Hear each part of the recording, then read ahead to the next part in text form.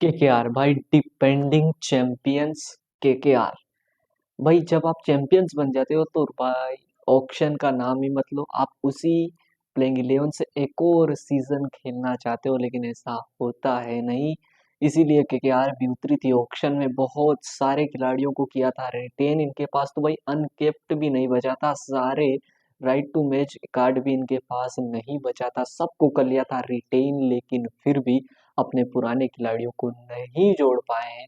जो पुराने खिलाड़ी थे उनको जोड़ने में ये कामयाब इस सीजन नहीं हुए हैं। नहीं, अय्यर इनके पास एक जरूर आया है, लेकिन वो अय्यर सुरेश नहीं, वो अय्यर है वेंकी। फिलसोट को नहीं जोड़ पाए, मिचेल स्टार्क को भी नहीं जोड़ पाए, और नहीं मिले राणा। नीतीश राणा को भी ये अपने साथ नहीं जोड़ पाए। तो बहुत सारे ऐसे खिलाड़ी हैं जिनको अपने साथ ये नहीं जोड़ पाए। लेकिन सबसे बड़ा सवाल कि आखिरकार कैप्टन कौन होने वाला है इस सीजन।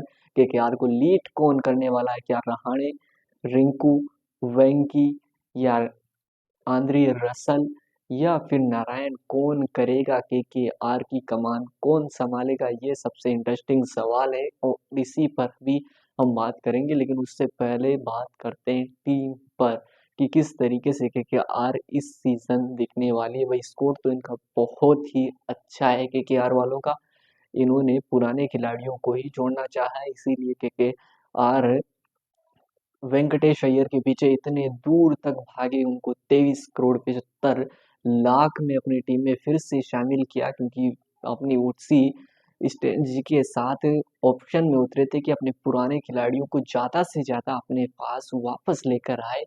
लेकिन नहीं मिले हैं बहुत सारे खिलाड़ी। उनमें सुरेश का नाम भी आता है, उनमें अय्यर का नाम, चाहे वो फिलसोल्ड हो, मिचेल स्टार्क हो, या नीतीश राणा हो, जिसे बहुत सारे खिलाड़ियों ने छोड़ा है इस सीजन केकेआर का साथ। लेकिन बहुत सारे नए खिलाड़ी ज्वाइन करेंगे केकेआर फैमिली को, उस पर भी हम करेंगे डिटेल से बात।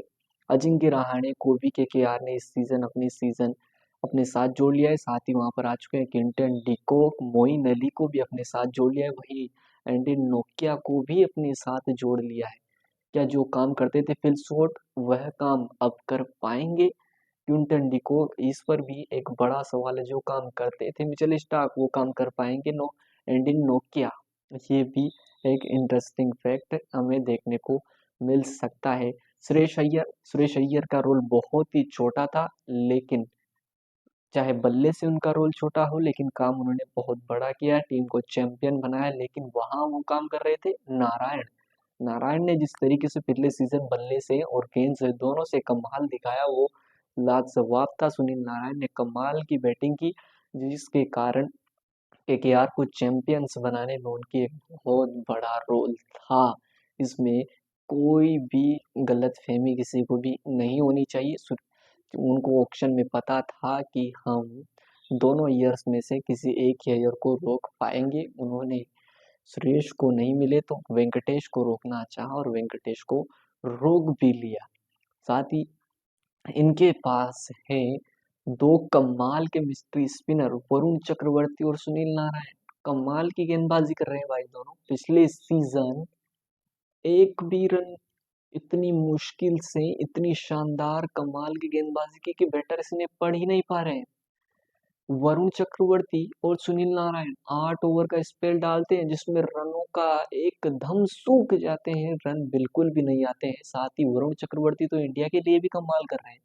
जिस तरीके से इंडियन टीम में उन्होंने कमबैक किया है, वो भी भाई लाजवाब है। वरुण चक्रवर्ती ने एकदम शानदार तरीके से गेंदबाजी कर रहे हैं, और कोलकाता के लिए भी यही आगे भी करते रहेंगे वरुण चक्रवर्ती। लेकिन फिल सोल्ट उनको नहीं मिल पाए हैं, तो क्विंटन डिको क्या वही रोल अदा कर पाएंगे? साथ ही नारायण की फॉर्म किस तरीके से होगी? जो पिछले सीजन नारायण ने किया था, वो क्या इस सीजन भी कर पाएंगे? कैप्टन पर अगर हम बात करें, तो कैप्टन यहाँ पर हमें वेंकटेश अय्यर के जो है सबसे ज्यादा चांस दिखते हैं। वहाँ आंद्रे रसल भी हैं, आंद्रे रसल भी मौजूद है, उसके अलावा अजिंक्य रहाणे भी है, और रिंकू सिंह को भी रिटेन किया था, तो वो भी एक ऑप्शन हो सकता है। लेकिन वेंकटेश अय्यर को पूरे 23 करोड़ में खरीदा है, तो उनके सबसे ज्यादा चांस होंगे कैप्टन बनने के। बल्लेबाजी इस टीम के पास कमाल है, बैटिंग में कोई भी दिक्कत नहीं होगी भाई। कमाल के प्लेयर्स को, आपने बल्लेबाजों को रोक के रखा है। हालांकि गेंदबाजी भी अच्छी है, गेंदबाजी में भी कोई कमी नहीं है। आपके पास हर्षित राणा है, निलोकिया है, मोइन अली को भी लेकर आ चुके हैं, वरुण चक्रवर्ती है, सुनील नारायण है, आंद्रे रसल है। उस टीम की गेंदबाजी आखिर कैसे कमजोर हो सकती है? तो गेंदबाजी में भी कोई कमी नहीं है। उसके अलावा बैटिंग भी इस टीम के पास भर भर के बल्लेबाज है। नहीं है राणा इस सीजन, नहीं है अय्यर इस सीजन, नहीं है फिल शॉर्ट इस सीजन, लेकिन फिर भी बल्लेबाजी बहुत ज्यादा है। इस बात में कोई दो राय नहीं है कि बैटिंग इसमें इस टीम की बहुत गहराई है। सुनील नारायण, 3 RRR इस टीम के पास मौजूद है। रिंकू सिंह, आंद्रे रसल और रमनदीप तीनों 4-4-5-6 पर खेलेंगे और ये हमें दिख सकता है। वो तीनों मैच फिनिश करना भी जानते हैं। जिस तरीके से तीन बल्लेबाजी करते हैं, चाहे रिंकू सिंह ने हर बार वो काम करके दिखाया है और दिखाया है सभी को कि वो किस तरीके से फिनिशर का रोल अदा करते आए हैं और आगे भी करते रहेंगे। जिस तरीके की वो रिंकू सिंह बल्लेबाजी करते हैं। उसके अलावा केकेआर की टीम में जो है बैलेंस इस सीजन भी हमें देखने को मिल सक रहा है, या बीच से ही पता चल रहा है कि यहाँ बैटिंग भी है, बल्लेबाजी भी है, उसके अलावा गेंदबाजी भी है और ऑलराउंडर भी हैं। तो टीम में जो है वो एक तरीके से कॉम्बिनेशन शानदार है। लेकिन मैनेजमेंट को जो है यहाँ पर थोड़ा सा सोचना पड़ेगा कि आखिर कैप्टन किसको बनाए। अभी तक जो है ये एक तरीके से इस पर क्वेश्चन मार्क ही लगा हुआ है कि कैप्टन आखिर बनाए किसको। ओवरसीज प्लेयर इस टीम के पास बहुत ज्यादा है। आरआर के पास हो, चाहे लखनऊ के पास हो, चाहे हम चले जाए दिल्ली के पास, चाहे हम चले जाए आरसीबी के पास, ओवरसीज प्लेयर हमें नहीं देखने को मिलते हैं। लेकिन इस टीम के पास ओवरसीज प्लेयर की भी एक तरीके से बहुत सारी भरमार है।